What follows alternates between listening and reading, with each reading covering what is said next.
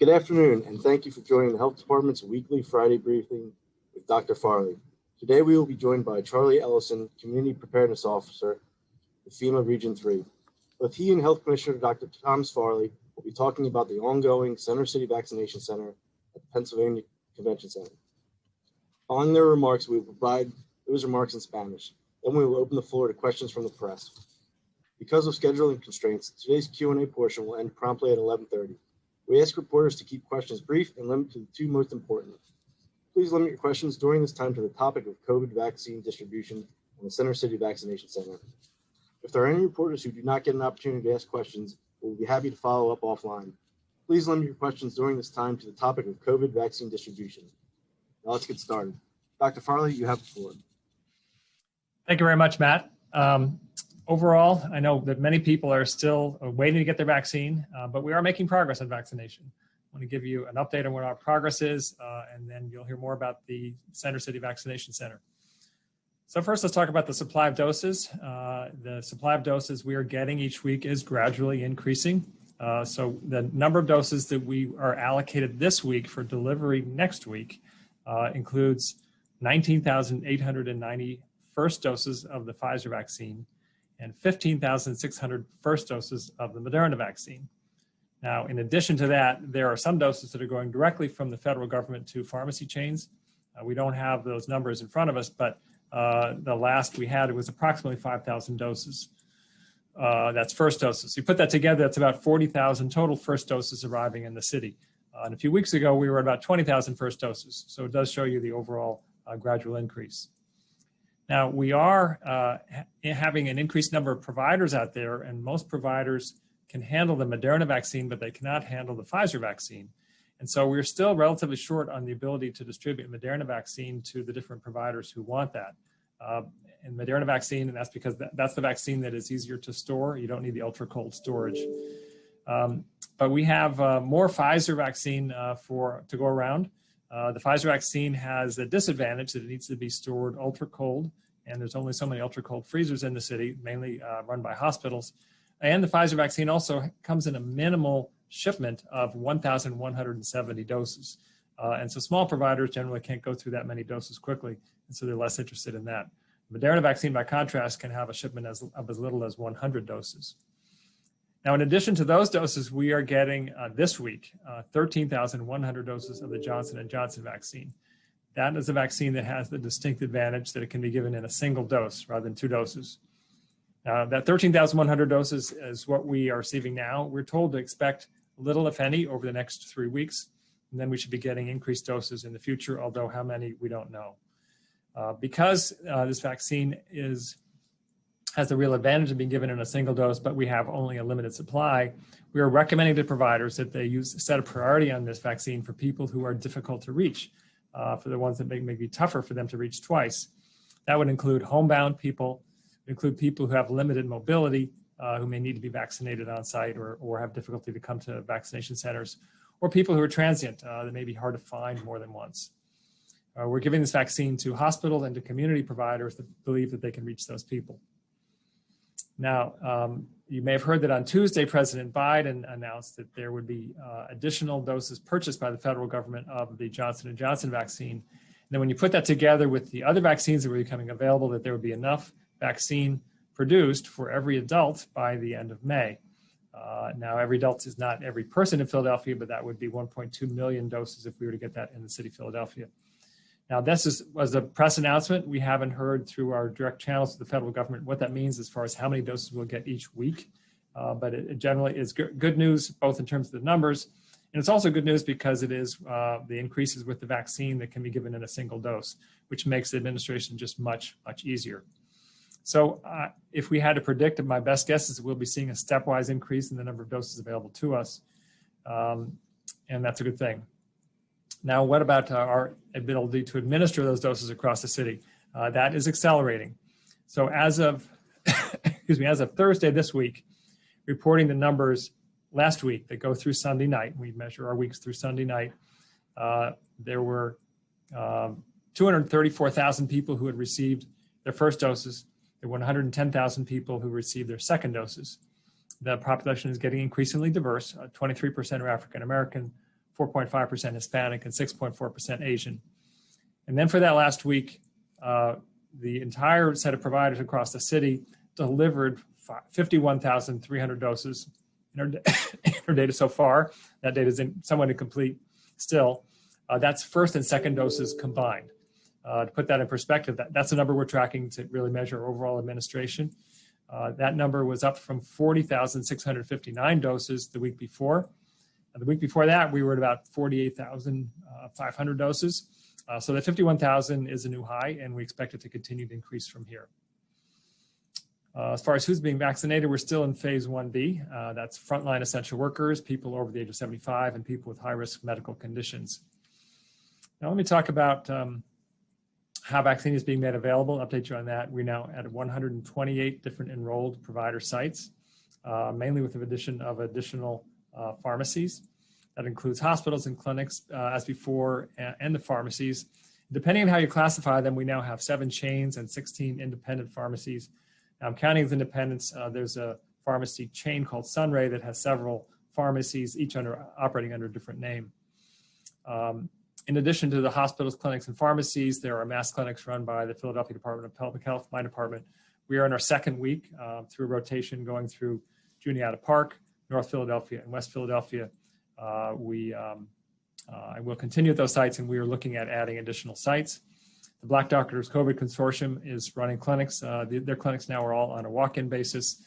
They're the only organization doing that on a walk-in basis. All other organizations are doing this on an appointment-only basis. And then, as you probably heard in the announcement yesterday, Children's Hospital of Philadelphia is vaccinating teachers and support staff and childcare staff. They're expanding this week from the just initial site at the Roberts Center to 6 school-based sites, and they are actively vaccinating and actively scheduling appointments. They are very approximately have about 20,000 people now scheduled to receive vaccine over the next couple of weeks for the first dose, and then they'll bring them in for the second dose as well. So that's going extremely well. And then there's the Center City Vaccination Center, which you'll hear more about in a minute from our representative from FEMA. That started on Wednesday. There was 5,600 people who were vaccinated on that first day. Our target is 6,000. And then yesterday there was 6,125. So the center actually exceeded its target. The people who are invited to that center are people from our vaccine interest form who meet eligibility criteria based on their age or medical conditions or being frontline essential workers. And we are oversampling the less vaccinated zip codes. Most people were invited by email. Some people were invited by phone call from groups that had access to folks who might have language problems or limited internet access. Now, our vaccine interest database is for where people register that they want to be vaccinated. Now we have 275,000 people who signed up. Of those, though, good news that we know that by matching this with our vaccination database, at least 40,000 of those people have now been vaccinated. So we're making progress there. And that database is being used to refer not just to the Center City Vaccination Center, but other clinic opportunities as well. And then a little bit on planning. We initially put out a plan for a vaccination effort back in November of 2020 before we even knew what vaccines were going to be approved and how many doses we would get. Then we updated that in a shorter version in mid-January when we had our first doses of vaccine, but when still much was unknown. We have revised that plan, and a more complete version is going to be published today. It summarizes our progress to date, and it talks about plans over the next few weeks. Now, this plan was written before this most recent presidential announcement, and so it is already somewhat out of date. That's the nature of this effort, is that things change very quickly, and so it'll need to be updated in the future. But at least you'll have some sense from looking at that about our progress to date and what our thinking is about plans in the future. So that's my update to today, and I'll kick it back to Matt Rankin for our other guest and then be available for questions. Thank you, Dr. Farley. Mr. Ellison, if you would go ahead and unmute yourself, you have the floor. Good morning, everyone. I am live on location at the Center City Vaccination Center and happy to be presenting a quick status update on our current operations and to highlight how we got here. So most importantly, I want to highlight our valued partnership with the City of Philadelphia. This is truly a collaborative and team effort where the health department and the Office of Emergency Management have really provided some amazing leadership and expertise. We would not have been able to set this clinic up without that experience and expertise on site here. as far as FEMA is concerned, that this vaccination center is a little shot in the arm, leveraging federal resources in support of the city's vaccination mission. I just want to reiterate that we get some walk-up requests for appointment. There are no walk-ups here. We are using the same process for eligibility and for registration as any other city clinic managed by the city of Philadelphia. So phil.gov/vaccine interest, or as was said, you can call 311 with option 5 for assistance. So again, no walk-up appointments at the Center City Vaccination Center.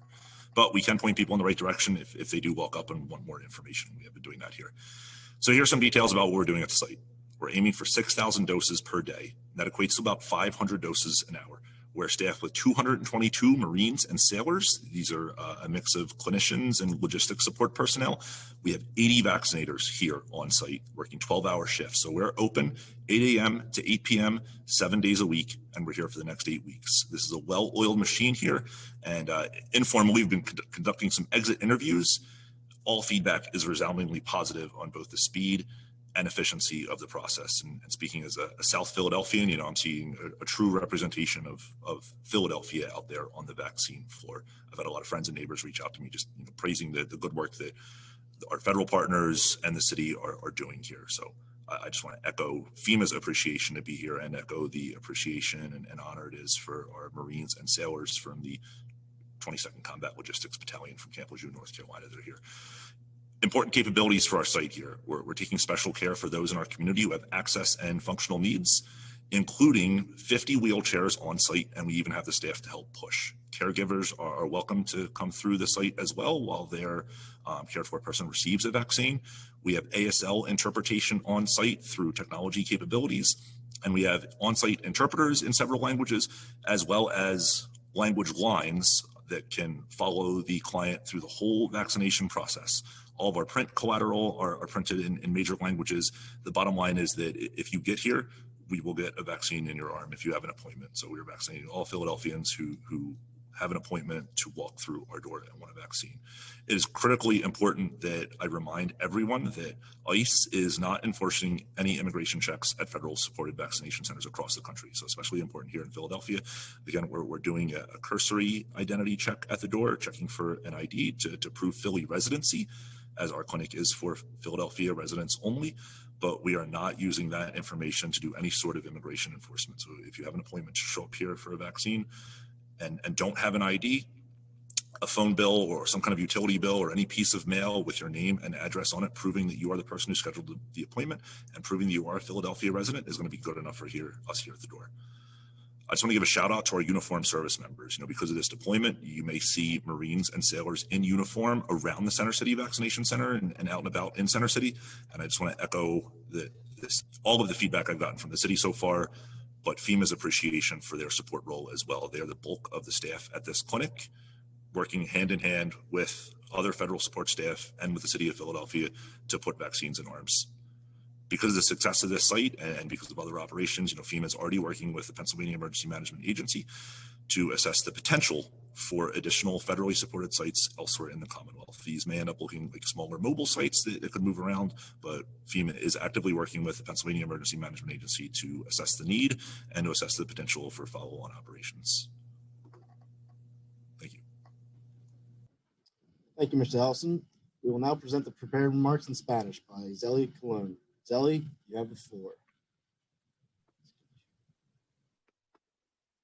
Buenos días. Can you hear me okay? Yep, we can hear you. Las palabras del Dr. Thomas Farley, comisionado de salud de la ciudad de Filadelfia. Comenzamos con buenas noticias. El suministro de dosis va creciendo. Tenemos asignado para su entrega la próxima semana 19,890 primeras dosis de Pfizer, 15,600 primeras dosis de Moderna, 5,000 primeras dosis de Moderna a las cadenas de farmacias por parte del gobierno federal. Esto representa aproximadamente 40,000 primeras dosis en total. Estamos recibiendo menos dosis de la vacuna de Moderna, la cual es fácil de almacenar. Por su parte, la vacuna de Pfizer requiere almacenamiento ultrafrío. Esperamos recibir 13.100 dosis de la vacuna de Johnson & Johnson. Esta es una dosis única. Nos indicaron que no debemos esperar más durante más o menos 3 semanas. Recomendamos que serán administradas en personas pertenecientes a comunidades difíciles de alcanzar. Estas vacunas serán distribuidas a los hospitales y proveedores comunitarios que puedan llegar fácilmente a estas personas. El presidente Biden anunció el martes que a finales de mayo habrán suficientes vacunas para todos los adultos en los Estados Unidos. No he visto las implicaciones de esto para Filadelfia, pero esperamos un crecimiento escalonado de la asignación de dosis hasta entonces. Esperamos más dosis de la vacuna de Johnson & Johnson, lo que simplificará enormemente el proceso de vacunación, pues es una dosis única. En cuanto a la administración de las vacunas, hasta el jueves se han vacunado a 234,000 personas con la primera dosis y 110,000 personas han recibido la segunda dosis. 23% pertenecen a la comunidad afroamericana, 4.5% son hispanos y 6.4% son asiáticos. La semana que terminó el 28 de febrero se administraron 50,300 dosis. La semana anterior se vacunaron a 40,659 personas, lo que representa un aumento. Estamos todavía en la fase 1B, que incluye trabajadores esenciales de primera línea, personas mayores de 75 años, personas con condiciones médicas de alto riesgo. ¿Cómo está disponible la vacuna? Hasta ahora tenemos 128 sitios de proveedores inscritos. El número de hospitales y clínicas se mantiene como antes, sin embargo, el número de farmacias va aumentando. 7 pertenecientes a cadenas, 16 independientes. Clínicas masivas dirigidas por el Departamento de Salud, clínicas sin cita previo continua de Black Doctors COVID-19 Consortium. El Hospital de Niños está vacunando a maestros, personal de apoyo de las escuelas y personal de cuidado infantil. Esta vacunación se está ampliando esta semana a 6 sitios escolares con aproximadamente 20,000 citas. Centro de vacunación en el Centro de Convenciones. Este centro comenzó el miércoles y se vacunaron a 5,600 personas. El jueves, 6,125 personas. Las personas vacunadas son aquellas mayores de 75 años con condiciones médicas de alto riesgo y personal esencial en primera línea. Más personas han recibido su invitación por correo electrónico, otros vía telefónica, entre ellos grupos con acceso limitado a Internet y personas que no hablan inglés. Hasta el momento, 275,000 personas han manifestado su interés en recibir la vacuna. De este grupo, al menos 40,000 ahora están vacunados completamente. Sobre el plan de la vacunación, el plan de distrito de vacunas fue publicado a mediados de enero, cuando se desconocían muchos detalles. Hoy fue publicada una actualización que resume el progreso hasta la fecha y próximos pasos. Ahora, las palabras de Charles Ellison, oficial de preparación comunitaria, Agencia Federal para el Manejo de Emergencias. Valoramos nuestra alianza con la ciudad de Filadelfia. Este fue un esfuerzo conjunto, donde el Departamento de Salud proporcionó la capacitación y su liderazgo con la gestión y la experiencia de la Oficina de Manejo de Emergencias. Esta es una iniciativa clave para aprovechar los recursos federales para apoyar la misión de vacunación de la ciudad. Quiero reiterar que estamos utilizando el mismo proceso de registro establecido por la ciudad. Visite a phila.gov/vaccine interest o llame al 311. Recordamos que el registro está disponible en varios idiomas, entre ellos el español. Recuerde, el centro de vacunación en el centro de la ciudad es con cita previa. No se está atendiendo sin cita. Compartimos lo que estamos haciendo en el centro de convenciones. Nuestro objetivo, administrar hasta 6,000 dosis por día, que representa aproximadamente 500 vacunas administradas por hora. Contamos con 222 infantes de marina, incluidas 80 personas encargadas solamente de la vacunación. Estamos trabajando de 8 de la mañana hasta las 8 de la noche, 7 días de la semana. El proceso está fluyendo bastante bien. Aquí, el feedback recibido en las entrevistas de salida es muy positivo en cuanto a la velocidad y eficiencia. Estamos facilitando el acceso especialmente a las personas de nuestra comunidad que tienen necesidades especiales. Tenemos 50 sillas de ruedas y personal para movilizar a esas personas. Interpretación de lenguaje de señas e interpretación en línea y en el centro de convenciones. Recordamos a nuestras comunidades que ICE no está haciendo cumplir con controles de inmigración en los centros de vacunación respaldados por el gobierno federal. Queremos agradecer a nuestros militares.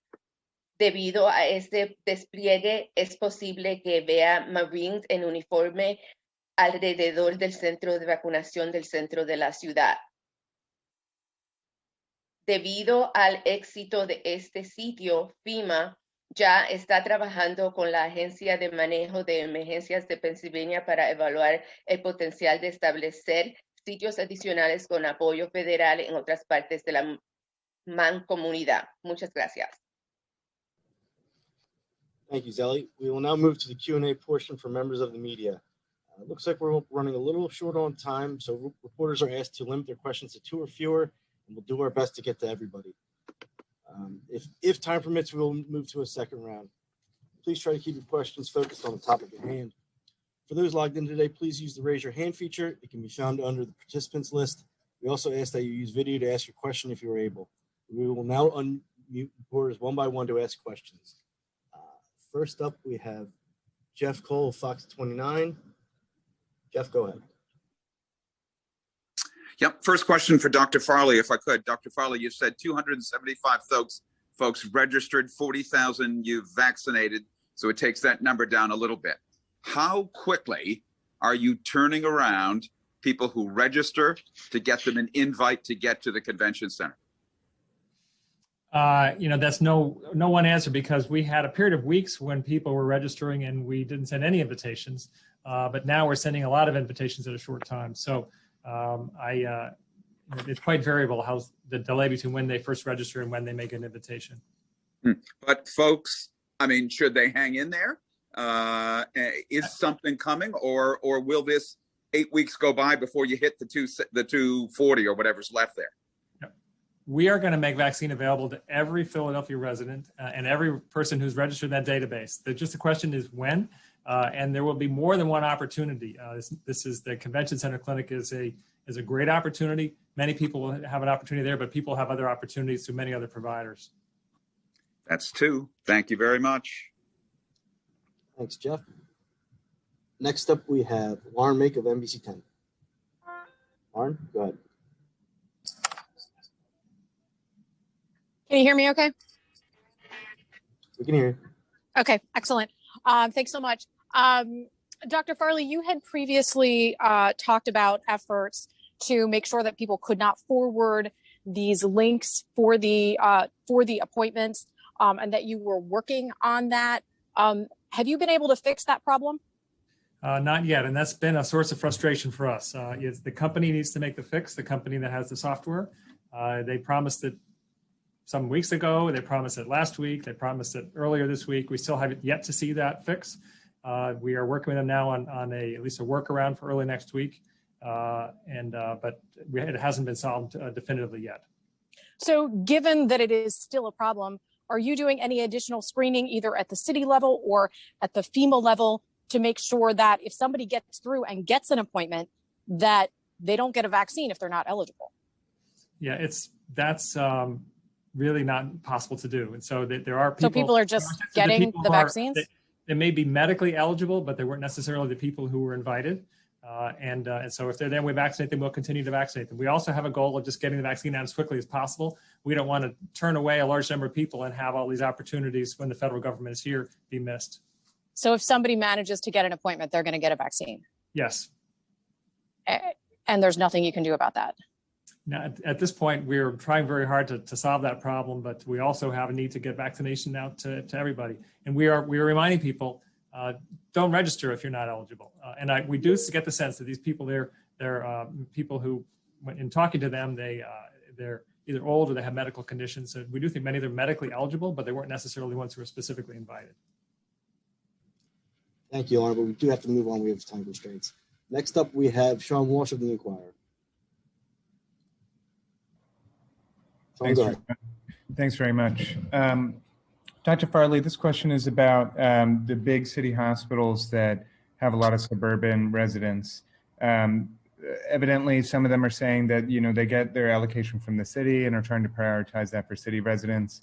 And they're asking the state for doses to set up clinics in the suburbs for their suburban residents, and they're not getting that. Is that something that the city is talking to the state about?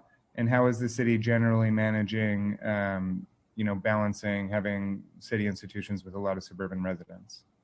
I mean, as you know, the doses of vaccine we get are allocated us based upon our resident population, and we are still vaccinating a large proportion of vaccines are going to people who are non-city residents. So that effect is effectively shortchanging Philadelphia's city residents. So we have asked hospitals to vaccinate people who are either only Philadelphia residents, or who are people who are frontline essential workers who work in the city of Philadelphia but may live outside the city of Philadelphia. Even that does mean that we are somewhat shortchanged in the doses we have. We complained to the federal government about this. We've addressed this with the state, but we've asked this for the hospitals. That does mean that the hospitals are saying that they can't vaccinate their suburban patients. So we have asked the state health department if these hospitals here can be eligible in receiving state vaccine to vaccinate their suburban patients. And what was the response there? I haven't got a response on that yet. Gotcha. Thank you, Sean. Next, we will go to Isabel Sanchez of Telemundo. Isabel, you're unmuted. Alrighty, hello, Dr. Farley. My question is regarding those emails that were supposed to be sent for folks who sign up. I understood that some people were not getting the emails confirmation that they were actually signed up for the vaccination. Is that changing, and will those emails be available in any other language besides English? When we set up the initial database, we were not sending confirmation emails. Then sometime a week to 2 weeks ago, we started sending confirmation emails when people first signed up. Now we're going back to the people who have signed up previous to that time and sending them an email letting them know that they're still in our database. Even if they haven't been invited yet, they will be invited. Those emails that are going out will go out in the language that they stated was their preferred language. The ones that are going to go out in English will probably go out today. The ones that will go out in Spanish and other languages will probably go out Monday or Tuesday of next week.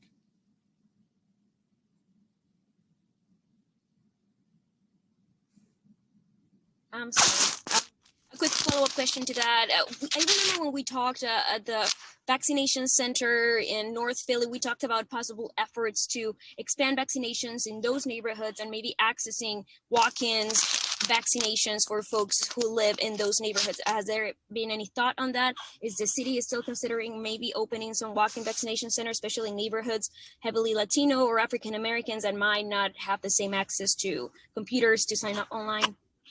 Yeah, so we're working for ways to get people invited to existing vaccination opportunities by phone call, so they're not all dependent on the internet access. we are reluctant at this point to have walk-in vaccination clinics because we have, as you know, more than 200,000 people who want to be vaccinated. And we're concerned we'll have 1,000 people or more who will show up, many frustrated that they'll be turned away. And the people who will show up may be the ones who are most physically fit and the least that we want to be vaccinated. So ultimately, I do think we're going to get into walk-in clinics, but we don't think, given the imbalance between supply and demand, that that's the right way to do it yet. Thank you, Isabel. Next, we have Becca King of KYW. Hi, Dr. Farley. My question is regarding the goal for 6,000 vaccines a day at the convention center. Recognizing it's still early in the process, do you still think that the 6,000 a day is an attainable goal? And is there any conversation to make that goal higher or lower at any point? I think it's attainable, but I want to let Charlie Ellison, who's on here, who's been directly involved, talk about that, because I think this is a real success story. Absolutely, Becca. And I think Dr. Farley mentioned earlier that we actually exceeded our goal yesterday. So I think the big constraint is just the vaccine allocation. We are having a tremendous volume of throughput here, but it would be difficult to expand rapidly. So 6,000 is our target. We're going to continue to meet or exceed that target for the next several weeks and assess the situation from there once we get there. Thank you. Thanks, Becca. Next, we did have Amy McCormick, but she dropped out. Okay, and now we are 4 minutes over. This will conclude today's press conference. If you have any other questions, you can follow up offline with us. And thank you for participating and covering this important topic.